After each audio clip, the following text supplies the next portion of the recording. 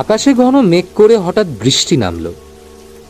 চারিদিক অন্ধকার, দোকানপাতও বন্ধ, ঝোড়ো হাওয়া বইছে। কিছুক্ষণ আগেই লোডশেডিং হয়ে গেছে। আমি শুনছিলাম মোড়ের মাথায় ওই ট্রান্সফরমারটায় বিদ্যুৎ পড়ে আগুন লেগে গেছে। বাইরের ঝুল বারান্দায় বসে আমি বৃষ্টি দেখছি। হালকা হালকা বৃষ্টির ঝাপটা এসে লাগছে, মনোরম পরিবেশ। একটু আগেই বিলুদা গরম তেলে ভাজা আর মুড়ি দিয়ে গেছে। আমি আরাম করে তেলে ভাজা মুড়ি খেতে খেতে বৃষ্টি দেখছি। ভিতরের ঘরে সদ্য কেনা আমার সারেগামা কারবা থেকে পুরনো দিনের সব গান বেজে উঠছে। মান্না দে, রফি সাহেবের গান, আমার বড্ড ভালো লাগার গান।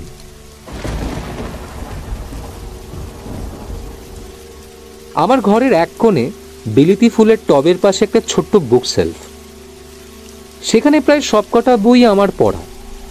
বুক সেলফটার উপরে একটা প্লাস্টিক মোড়ানো 3টি নতুন বই আমি কিনেছিলাম এবারের বই মেলা থেকে। না, নিজের জন্য নয়, আমি সেগুলো উপহার দেব বলে কিনেছিলাম। অন্তরা আমার সেক্রেটারি, তাকে তার জন্মদিনে বইগুলো উপহার দেব আমি। আজ তার জন্মদিন। ওর সাথে আমার 2 বছর আগে পরিচয়। খুব ভালো মেয়েটি, খুব কর্মঠ। আমার যদি কোনো মেয়ে থাকতো তাহলে ঠিক তার বয়সী হতো। খুবই প্রাণোচ্ছল মেয়ে। আগের বছর একজন খ্রিস্টান ছেলেকে বিয়ে করে এখন নিজের ধর্মটা পাল্টেছে, এই যা। তাতে আমার কোনো আপত্তি নেই। আজ অন্তরার জন্মদিন। আমাদের কথা ছিল ও সকালবেলা গির্জা থেকে ফিরে সোজা আমার বাড়ি আসবে। তারপর আমরা একসাথে লাঞ্চ করতে ওর পছন্দের একটা রেস্টুরেন্টে খেতে যাব। কিন্তু হঠাৎ এলোই আচমকা বৃষ্টি। আমি বারান্দায় বসে অন্তরাকে ফোন করার চেষ্টা করলাম, কিন্তু মোবাইলে সিগন্যাল নেই। বৃষ্টি তখন এক নাগাড়ে পড়েই যাচ্ছে। কখন জানি না আমার চোখটা লেগে গেছিল। এমন সময় হঠাৎ অন্তরার গলার আওয়াজ পেয়ে উঠে বসলাম। আমি ব্যালকনি থেকে নিচের দিকে তাকিয়ে দেখলাম রাস্তায় প্রায় 1 কোমর জলে অন্তরা দাঁড়িয়ে আছে। বাচ্চা মেয়েটা কথা রেখেছে, এত বৃষ্টিতেও আমার সাথে দেখা করতে এসেছে। স্যার, দরজাটা খুলুন, পুরো ভিজে গেছি। বড্ড মায়া হলো।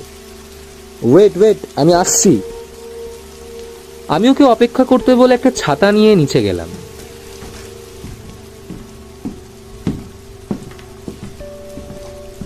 পুরনো কাঠের সিঁড়ি। আমাদের পৈতৃক বাড়িটা প্রায় 150 বছরের। নিচে নামতে নামতে আমার কেন জানি না নাকে একটা পোড়া পোড়া গন্ধ ভেসে এলো।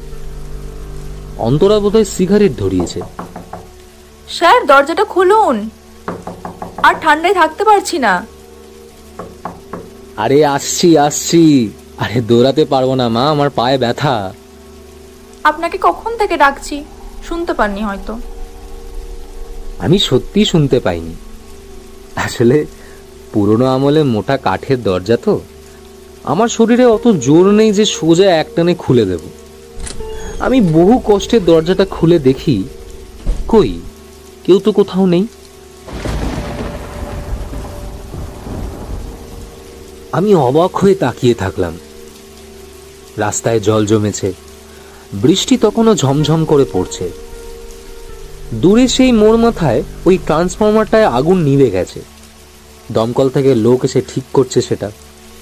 আমি সাহস করে পা বাড়িয়ে রাস্তায় নেমে পড়লাম।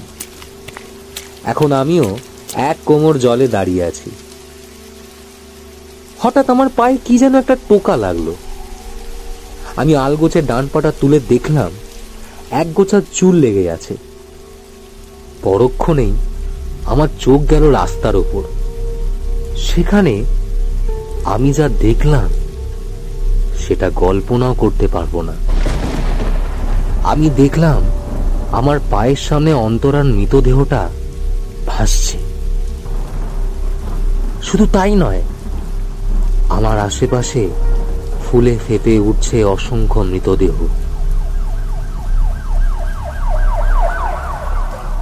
আমরা এই মুহূর্তে একটি ভয়াবহ দুর্ঘটনার খবর পাচ্ছি। দক্ষিণ কলকাতার এক কলোনিতে ট্রান্সফরমার বিস্ফোরণের কারণে প্রাণ হারিয়েছেন একাধিক বাসিন্দা। প্রত্যক্ষদর্শীদের মতে প্রবল বৃষ্টির কারণে শর্ট সার্কিট হয়ে বৈদ্যুতিক তার ছিঁড়ে পড়ে যায় রাস্তায় জমে থাকা জলের মধ্যে। মুহূর্তের মধ্যেই বিদ্যুৎ স্পৃষ্ট হয়ে মৃত্যু হয় একাধিক বাসিন্দার। দমকল কর্মীরা দ্রুত ঘটনাস্থলে পৌঁছানোর চেষ্টা করলেও ততক্ষণে ভয়াবহ এই দুর্ঘটনা অনেকগুলো তাজা প্রাণ কেড়ে নিয়েছে। প্রশাসন ও উদ্ধার কর্মীরা বর্তমানে ঘটনাস্থলে রয়েছেন। তবে এই মর্মান্তিক ঘটনা পুরো এলাকাকেই শোকের ছায়ায় ফেলেছে।